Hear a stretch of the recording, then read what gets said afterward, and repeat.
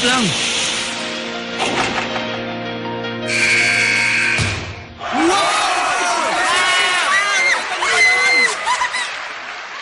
Aba, pumasok!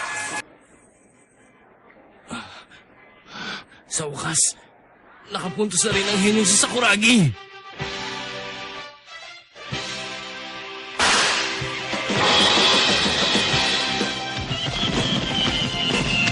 Yan ang henyo! Ang susunod na captain! Mukhang henyo nga siya. Wala yun. Kaya mamatay kayo lahat sa inggit!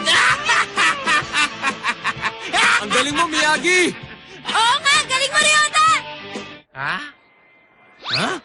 Nice pass, Miyagi. Talaga maaasahan ka, Miyagi.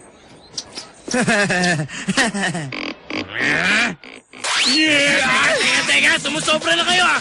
Bakit siyang pinupuri niyo? Ako ngayon si Sakuragi, ako nakapuntos!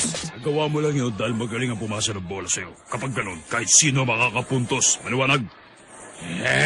Ang kapalang apog mo para sabihin sa akin yan, Gory!